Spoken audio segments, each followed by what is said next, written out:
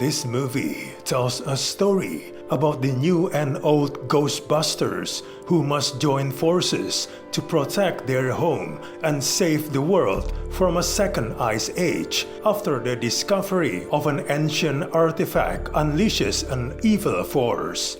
First of all, it seems that this franchise has a problem with telling new stories. Since the original movie in 1984 became an unexpected sensation, none of the efforts have succeeded.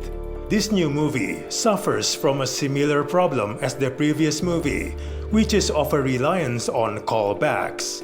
The movie cannot help itself from getting distracted by nostalgia pandering, some of which is the same from a legacy sequel barely over 2 years old. New characters and plot sidelined for myriad callbacks to past films.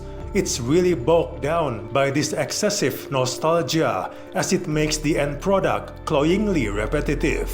The movie could hit the ground running and wouldn't have to spend much time explaining everything. However, that's very much not the case, as explaining everything means that they can cram even more references and callbacks to the previous films and talk about old lore.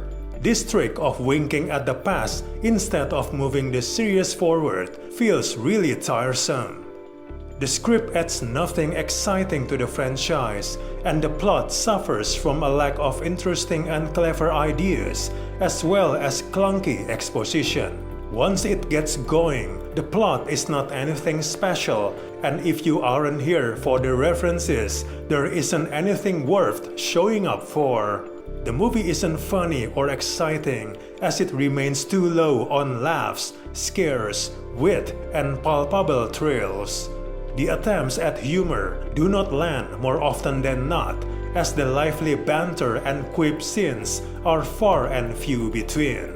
Even when the original Ghostbusters join forces with the new ones, the movie still doesn't rise above its mediocrity and dullness.